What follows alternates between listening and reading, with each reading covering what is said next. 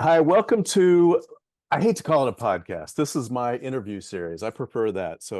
I'm that franchise guy, John Anderson, and welcome to another episode. We'll say that, where I talk about everything in the franchise world. And today we are talking to, I'm really excited about this one.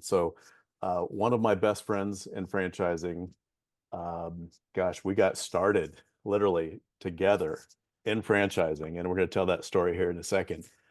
Josephine Suryono, who is a franchisee with the AtWork Group in Sacramento, California, and formerly a multi-unit franchisee with BounceU, which is where we got started together. So, Josephine, welcome. Thank you for finally getting on with me. I really appreciate it. You are a true superstar in the industry, and there are people who want to hear your story, I promise. Well, thank you, John. We did, we went a long way. I remember at BounceU before 2007, is that right? We went to So a Discovery Day together, I right? th I think it was 2006 we went to It was at Discovery Day. 2006. And Yes, then that's right. we went through training together about 8 months later in It's true. 2007. And then I think you opened maybe a month before I did, something like that. But Yeah, it was fun day, right? well, and this is something that's really good for people to understand that they don't realize part of the support you get with franchising is not just the franchisor, but it's the relationships and the people. And gosh, I don't know if we talked every week, but for that first year, I bet it was every week or every other week we were talking and supporting each other, and it was really a benefit to me, and I think a benefit to you too. And certainly it's been fun to watch your ride through franchising. For the people who might be watching this, in guess it's about 2017. Does that sound right? When you and I started looking into Yes, at work. yes, 2017, I think the beginning of the year. Yes. Okay. So we had a conversation around then. At that point, you'd had your Bounce You for 10 years, Mm-hmm. Mm-hmm. and you were looking to add to it. You still owned that one, right? And so Actually, we were talking about exit that's strategy, right? So, that's right. That's right.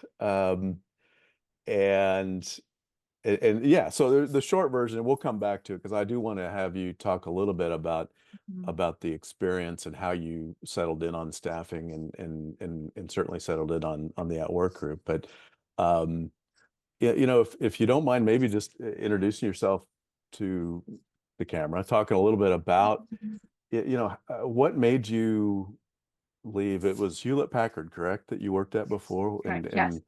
and want to leave and start your own business, and why franchising? How did you get Yeah. started with it? Yeah, sure. So my background well, I have an engineering degree, Mhm. industrial engineering degree, Mhm. and I also have an MBA. And work for in the corporate setup for about 9 years, I believe, at Hewlett Packard. At that time, well, before then, I've always wanted to open, our new business, right? My husband and I. So we did Discovery Day with BounceU, and we decided to open that. At that time, we did not know which business. So this is kind of like, well, that sounds great. It was a great mission. We liked the business, we liked the customer service, so we picked that one. So we opened it, and that's when we met, John. And I agree with you that the great thing about franchise is the interaction, the learning, the best practice sharing, those are way more than what I honestly think that we got from the Mhm. franchisor, Yeah. because it is very practical, right? So, having a support system in owning a business is really hard. So you go to rock bottom one day and you wake up again, but having a great support system is very helpful. It really what keep us going. So anyway, so we ran BounceU for 10 years, and I believe that the two out of us were like top two, right, John? That's right. We're up there. So we're very successful and work hard for that. But one day, it got my husband and I think that, is this something that we want to continue for how many more years, right? Is this the right business for us? At that time, um, our kids, they, about ready to go to college, they grow up. So our lifestyle change. And, I don't know if you know this, John, but my family, my side of the family, they're not here. So they're Right. overseas, right? So I want to be able to have the flexibility that I want to be able to have, for example, to be a semi-absentee owner, what I call, that someday if I need to go to Indonesia for 3 months, right, to spend time with my mom, I can, right? So I want to be able to do something like that. So BounceU is not the business that we can do that. There's always something going on, and busiest time that we had at BounceU is the weekend and the holiday, which where I want to go. So we decided at that time this is probably not for us long term, and that's when I came to you. Mhm. And if you, oh, go ahead, John. Well, no, I was just gonna I think where you were going with it is, so you've decided let's find something else. Yes. And at that point in time, I had started this role of consulting and helping other people, and obviously we had talked about that because we still maybe not talk every week, but we still talk regularly. And so we had a conversation one day and said, all right, let's explore it. I know a lot of different opportunities. What was it in that process that stood out to you about staffing? And I know you did a lot of homework on that, so you can certainly talk about that too. But and then about the AtWork group that attracted you. Yeah. Well, I actually share this part with many, many people, John, Mhm. so it's thanks to you, right? If you remember that we went through this discovery process, to be honest with you, I did not know what other business out there that are available, right? So if you remember, I gave you 3 criteria, right, John? I need Right. to get a business that have these 3 things. Number one, it has to make at least the same income as what I made at BounceU and what they are. Number two, it has to be we have to be able to do a semi-absentee owner, right? That flexibility, not right away, of course, right? But after a few years, we need to be able to do it. And then number three, I want it to be scalable, very easily scalable. So the business that we have at BounceU, if you want to grow, you have to find another 10,000 square feet building that will cost me another 1.5 million to buy, right? Right. Or even to rent, it's really expensive too. And then, the TI, the inflatable. So I want it to be very easily scalable, and it doesn't require that much capital to grow, right? So those 3 things, and then you came back to me with only 2, John, if you remember that. Well, That's 2 things. And one of them is the fitness business, Mhm. right? So like the very simple fitness doesn't require employee. You swipe it, swipe out, right? But we talk about that. Well, number one, I'm not a fitness person. No, that's not my passion is. Right. Number two, we have to open multiple Yep. units to be able to make up the revenue that I'm expecting to. And then the other one is staffing. So that's how I go to staffing. So, and of your criteria, I do think it's important to point out to people, it can be done if you're somebody as talented as Josephine, but the staffing model is not traditionally considered semi-absentee. So Yes. we took the model and said, all right, because I take the approach that any business that's worth being in can be developed to be semi-absentee.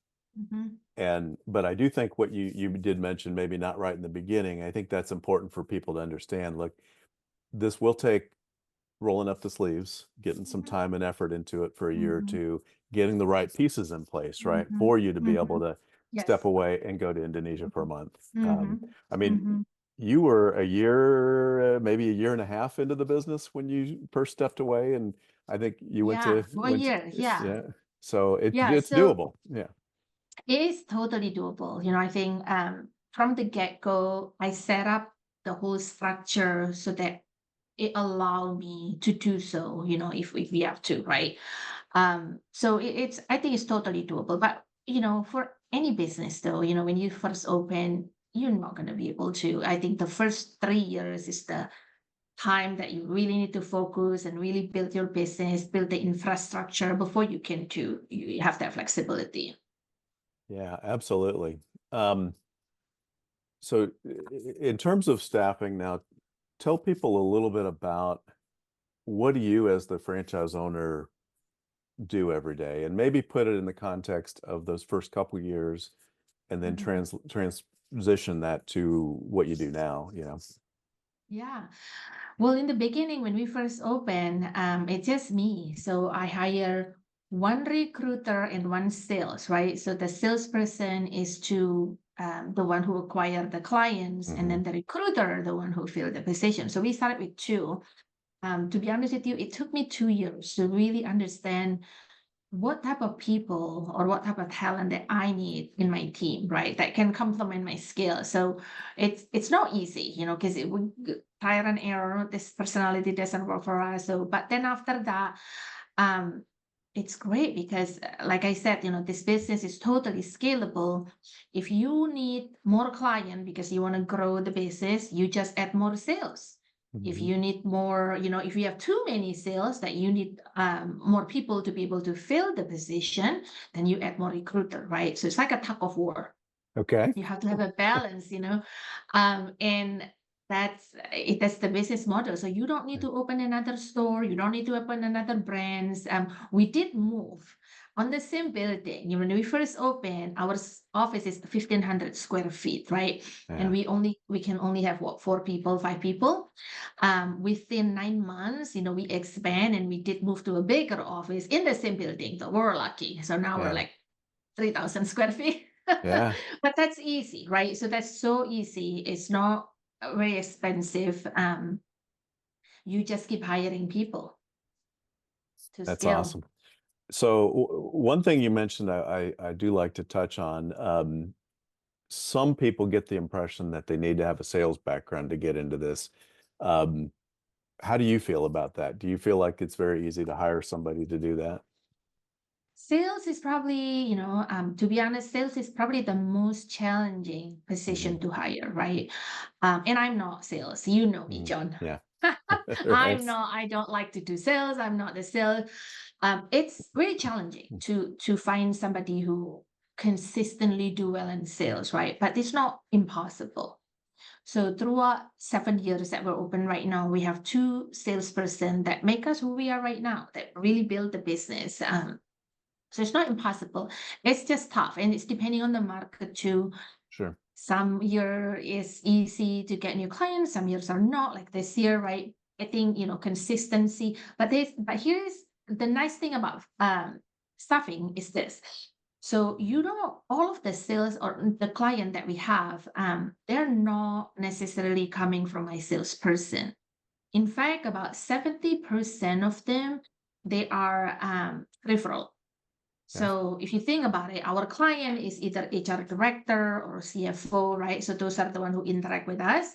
Well, they also move around. They move from one company to the other company. So when they move to the other company and they like to work with us, they pick up the phone and say, "Hey, Josephine, I left this company A and now I'm in company B. I'd like AtWork to support my company too." So 70% of our clients are from that. That's awesome. Yeah, So it really is. I think it's important to people know that it's about becoming the leader of the organization and the CEO of your organization, not being a salesperson. You can Yes. hire those functions out, right? So, um, and obviously without getting into numbers, if anybody's watching this and you get into the process, you probably will get the chance to talk to Josephine at some point in time, and one-on-one, you can certainly share numbers. But um, I will say, from what I understand, Mhm. it's more than satisfied your income requirements. Can I say that? Yes. Okay, Yes. we'll leave it at Yes. that. I think that's fair. Um, to shift gears just a little bit, Mhm. and certainly if there's anything else that you think is important for people to know about the At Work Group, I want to come back to it. But I do want to have people hear you say, what would you what kind of feedback would you give or suggestions would you give to somebody who says, Josephine, I hate my job, or maybe I just don't love my job. I'd really Mhm. like to build my own equity, make my own money, and be control Mhm. of my own time, but I don't know where to start. I don't know if franchising is going to be right for me. What if I risk it and it doesn't work? What do you say to somebody like that? I think definitely franchise. If I have to do it again, if I want to open another one, John, it would be a franchise, right? And it's not just the infrastructure, or what you can say cookie cutter, what have you, right? That is very beneficial, but it really is the franchise network itself. You Mhm. learn from the other franchisee, and you don't have to think about what system do I need to use, or what marketing tactic do I need to use, right? So they're all someone already did that research and had that experience. So you literally cut, I don't know, 3 to 5 years if you learn by yourself, right? And you can just execute what's already working. Yeah. So it is, I love franchise model. You just need to find the right franchise. So, Right. because every franchise organization is very different. But the network is, I think it's very, that is a key to success, and it's in significantly less time. Well, and with the staffing model, the way that an organization like the At Work Group helps you with the back office stuff. I mean, can you Yes. imagine trying to do all that on your own? The amount of money for the cash flow, right? Because we Yeah, pay off we pay out the temporary first, and then we turn around and bill the client 30 days later, right? So it's a lot of cash flow. yeah, Yeah. yeah.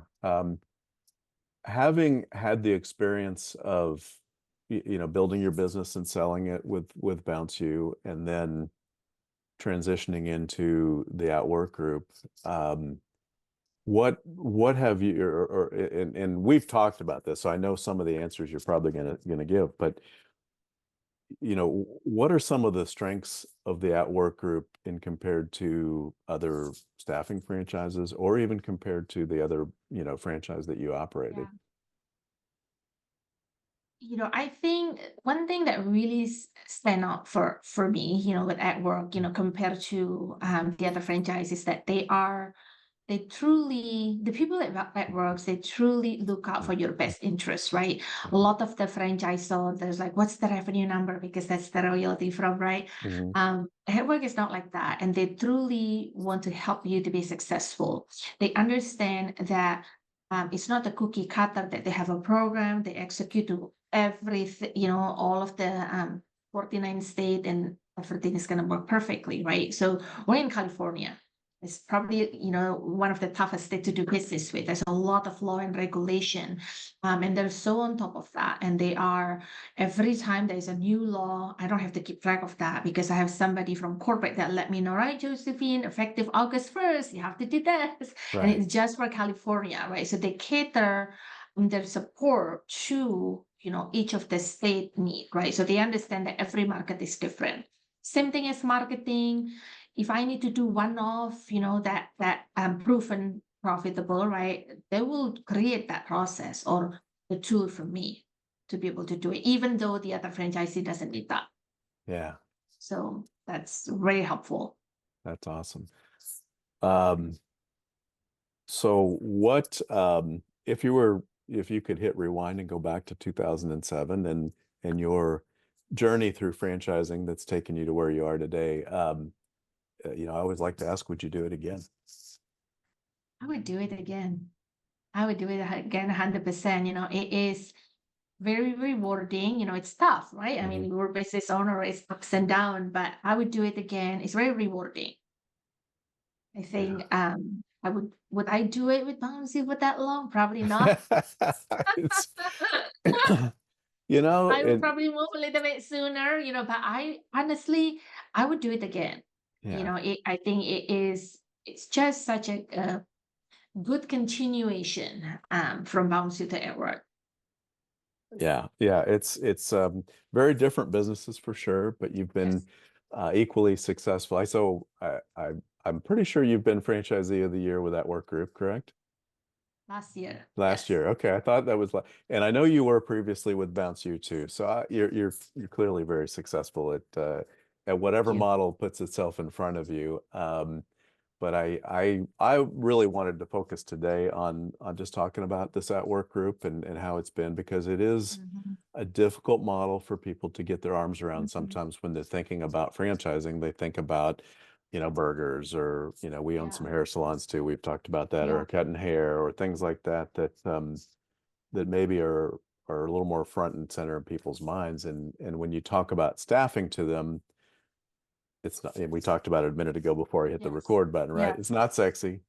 yeah. Um, it, it, but it checks the boxes for somebody who Mhm. has that corporate background, can follow a plan, wants to make money, scalable, right? We talked about, and can lead an organization. I just think that I fell in love with the staffing, and actually a lot through you, because I had not placed anybody in staffing before that. But Uh-huh. shortly after, I began to work a lot more with the At Work group. I do have my At Work coffee Yes. mug. I've been to Knoxville, to the headquarters, and I love the organization. I love the people there as well, and I'm so thrilled that we finally got together and got to talk a little bit about your journey and your story.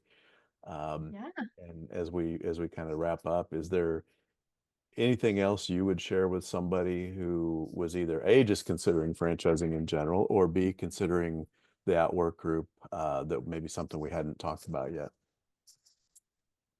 Think we touch about a lot. Yeah. I mean, like my advice is just do your research, right? Discovery day, talk to as many as franchisee as possible. I think that's always helpful.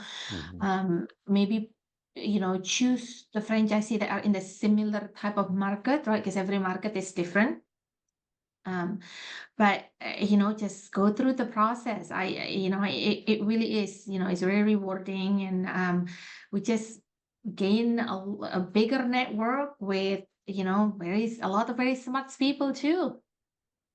That's it. And I would tell you, being your friend and on kind of the other side of many phone calls, um, having the attitude that I'm going to do whatever it takes to be successful. I'm going to ask for help.